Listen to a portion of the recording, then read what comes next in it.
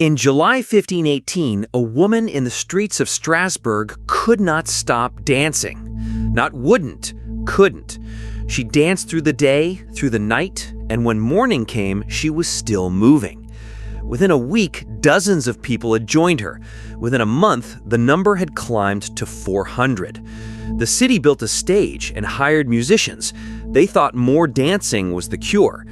They were wrong, and people started dying. Welcome to the Ancient Archives, where we go deep on the moments in history that seem impossible until you understand what was really happening. Because here's the question that's going to follow you through this entire story. Why dancing? Of all the ways mass hysteria has ever expressed itself throughout recorded history, why did an entire city choose this? The answer is not what you think, and once you hear it, you'll never look at stress the same way again. Strasbourg in 1518 was a free imperial city, self-governed, proud, and quietly falling apart. The cathedral spire rose above narrow streets and timber-framed houses packed tight around market squares, where people were doing everything they could just to keep their families fed. It wasn't working very well. Europe had been grinding through years of crop failures, disease outbreaks, and punishing taxes. Famine had visited more than once. Death was familiar enough that people had stopped being surprised by it, though that didn't mean they'd stopped being afraid. What that kind of sustained pressure does to a population is subtle at first. People get through the day, they manage. But the mind operating at the edge of what it can handle for long enough starts to look for exits. And sometimes those exits don't look like anything rational at all. In July of that year, a woman the historical record calls Frau Troffea stepped into one of the main streets of the city and began to dance. The chronicler Johannes Gross recorded it, though even he seemed uncertain of her full name. She wasn't performing, she wasn't celebrating. Her arms were raised, her body was moving in a rhythm that seemed to come from somewhere outside her own will, and she could not stop. Through the heat of the day and into the night and back into daylight again, she kept going. People gathered to watch. Some thought it was a seizure, others thought it was spiritual, maybe a sign, maybe possession. The physicians of the time worked from the theory of humors, the idea that 4 bodily fluids governed health and behavior, and they would have seen this as an imbalance that needed correcting. What nobody did was seriously consider that something was about to spread. But it spread. Within a week, a few others had joined her, then dozens. Then the number climbed past 100, past 200, and eventually reached 400 people actively dancing or fighting desperately to stop in the public streets of one medieval city. 400 people is a significant portion of any city's population in that era. Seeing them all moving at once, their bodies doing something their minds had not chosen, would have been one of the most terrifying things anyone had ever witnessed.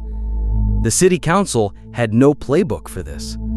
The medical thinking of the day suggested that people with this condition needed to keep moving, that the dancing was the body purging whatever imbalance was tormenting it.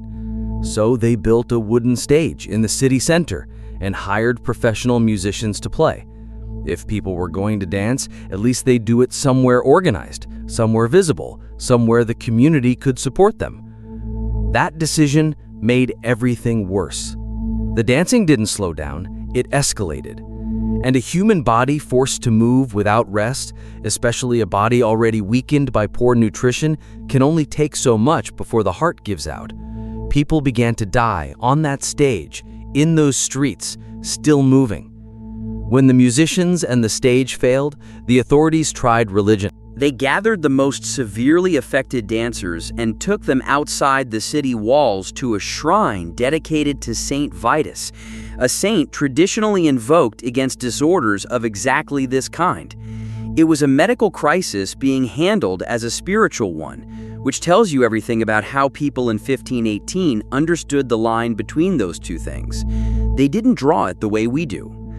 The plague lasted 2 months, July into September, and then it stopped. Not gradually, it stopped.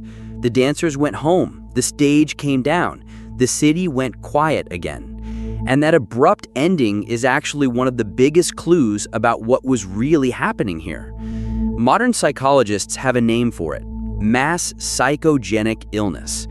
It's a phenomenon where a large group of people in a shared environment begin exhibiting the same physical symptoms simultaneously, not because of a pathogen, not because of a toxin, but because of a collective psychological state that finds a way out through the body. The symptoms are completely real. The exhaustion is real. The inability to stop moving is real. But the origin is in the mind, not in the blood or the gut or the lungs. When a population is living under chronic, unrelenting stress, the mind reaches a point where it can no longer contain what it's carrying, and the body starts to speak instead. In some cultures, that speech sounds like trembling. In others, paralysis. In Strasbourg in 1518, it sounded like dancing. And the reason it spread the way it did is the same reason a yawn crosses a room without anyone choosing to start one. Human beings read each other's bodies constantly, mostly without knowing we're doing it. We mirror posture, we echo movement, we sync up with the physical states of people around us through a process that operates below awareness.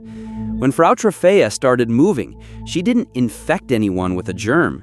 She gave 400 stressed, frightened, exhausted people a shape for what they were already feeling, and their bodies recognized it. Now, there is a competing theory worth addressing directly because it comes up every time this story gets told. Ergot is a fungus that grows on rye grain and produces compounds similar to LSD. Some historians have suggested the Strasbourg dancers were essentially experiencing a mass hallucination from contaminated food. It's a compelling idea, but it doesn't hold up.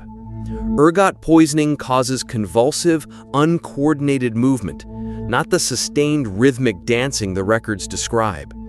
And crucially, ergot spreads through grain consumption, not through social proximity. The pattern of this outbreak looks exactly like contagion, not like poisoning. Most historians and psychologists have set that hypothesis aside. What this leaves us with is something far stranger and more interesting than a fungus. It leaves us with the fact that the mind, under enough pressure, can override the body's own intentions. That groups of people sharing a psychological state can develop synchronized physical behaviors with no infectious cause at all.